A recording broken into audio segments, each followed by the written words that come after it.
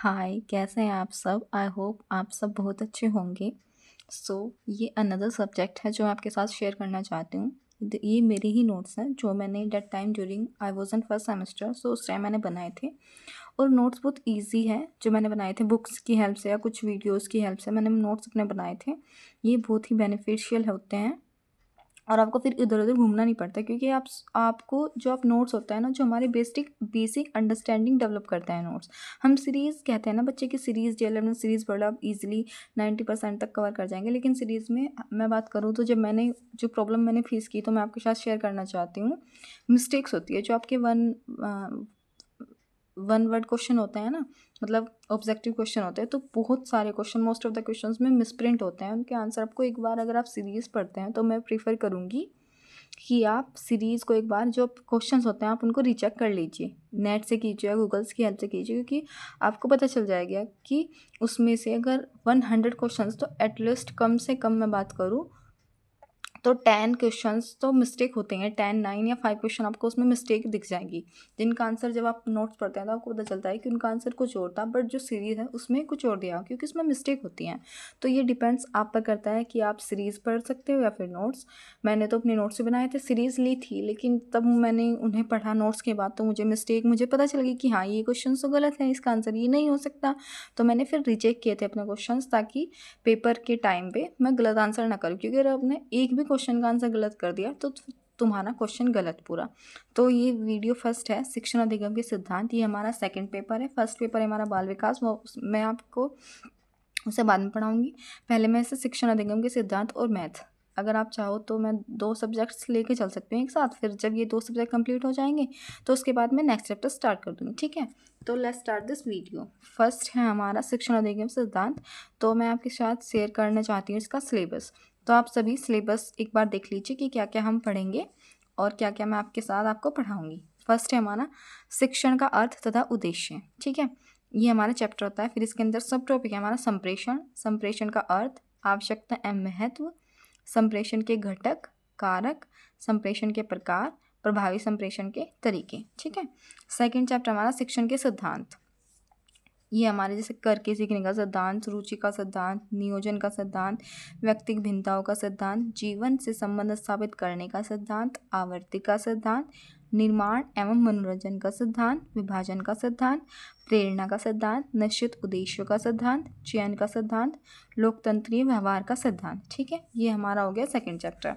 Third chapter is शिक्षण के सूत्र, जैसे सरल से जटिल की ओर, स्थूल से सूक्ष्म की ओर, अनिश्चित से निश्चित की ओर, मनोवैज्ञानिक से तर्क की ओर, अनुभव से युक्त तर्कपूर्ण की ओर, विशिष्ट से सामान्य की ओर, प्रकृति से अनुसरण की ओर, ज्ञात से अज्ञात की ओर, पूर्ण से अंश की ओर, प्रत्यक्ष या अप्रत्यक्ष की ओर, विश्लेषण से संश्लेषण की ओर, ठीक है?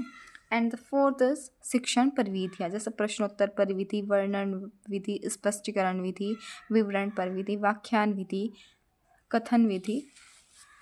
ये हमारे कुछ चैप्टर्स हैं।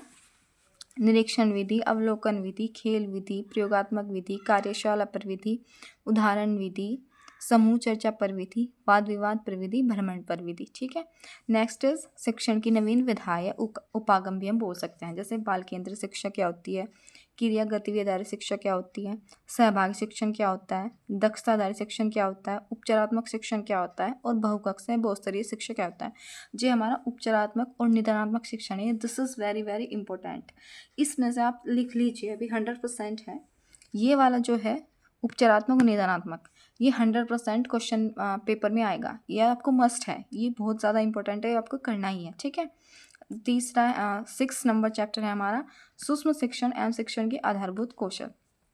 सूक्ष्म शिक्षण का अर्थ क्या है, उसकी आवश्यकता क्या क्या है, उसके महत्व क्या है, उसके प्रकार क्या है। शिक्षण कौशल अर्थ पाठ प्रस्तावना कौशल, उद्देश्य कथन कौशल, प्रश्न कौशल, व्याख्यान कौशल, उदाहरण स्पष्टीकरण या दृष्टांत कौशल, छात्र सहभागिता कौशल, पुनर्बलन कौशल,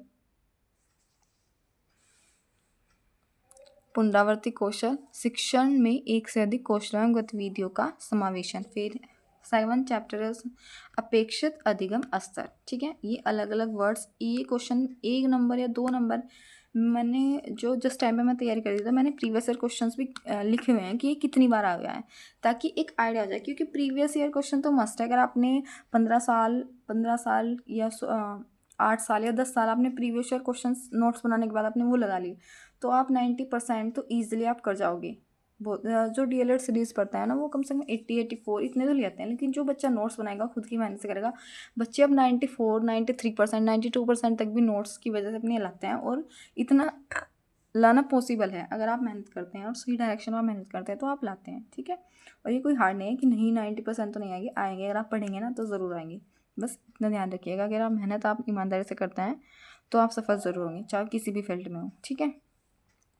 अपेक्षित अधिगम स्तर, जैसे हमारा इस 7 चैप्टर अपेक्षित संकल्पना क्या है इसकी, अधिगम स्तर की संप्राप्ति में अधिगम अनुभव का एक संयोजन, अपेक्षित अधिगम प्रतिफल का अधिगम के पुनर्बलन में महत्व, ठीक है।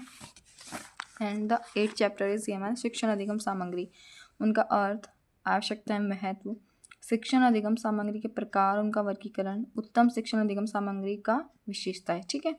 फिर हमारा 9th चैप्टर है शिक्षण अधिगम सामग्री के प्रकार, इंद्रिय जनित अधिगम कराने हेतु पदार्थ, वस्तुएं, क्रिया, यथार्थ, स्पर्श, ये सब कुछ दृश्य सामग्री होगी।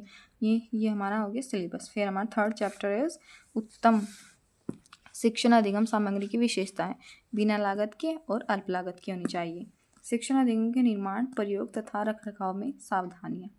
तो कैसा लगा आपको ये सिलेबस? मैंने आपके साथ ही सिलेबस शेयर किया जो मैंने उस टाइम पे बनाया था अपना, और ये पूरे नोट्स हैं मैं आपके साथ शेयर करूँगी 1 by 1। ऑलमोस्ट 20 या 25 वीडियोस में 20 कोशिश करूँगी कि जल्दी ही सिलेबस कंप्लीट हो, ताकि बच्चे भी इजीली कर पाए। वैसे कोई सिलेबस में इतनी वो तो नहीं है, क्योंकि जो एग्ज़ाम है हमारे अभी तक तो 4th सेमेस्टर के एग्ज़ाम नहीं हुए हैं, क्योंकि 4th सेमेस्टर के एग्ज़ाम शायद मे बी अप्रैल या मई फर्स्ट वीक में हो सकते हैं, मे बी अप्रैल या मई में, क्योंकि उससे पहले कुछ लग नहीं रहा है PNP की एग्ज़ाम पहले करा पाएगी। सो ये इन्हीं टाइम तक जाएंगे। सो ये सिलेबस था जो मैंने आपके साथ डिस्कस किया। और कल मैं नेक्स्ट चैप्टर जो हमारा फर्स्ट चैप्टर था शिक्षण की, शिक्षा क्या है उसकी डेफिनेशंस अलग अलग वैज्ञानिकों ने अपने अपने स्तर पर दिए कि इन्होंने ये कहा है, इन्होंने ये कहा है, और ये पेपर में आते हैं। तो मैं कल आपके साथ वो शेयर करूँगी। अब सिर्फ इस वीडियो में मैंने आपके साथ सिलेबस शेयर किया। अगर आपको वीडियो अच्छी लगी हो तो लाइक करिए और चैनल को सब्सक्राइब कीजिए, ताकि मैं और वीडियो आपके लिए बना पाऊँ, ठीक है। Thank you.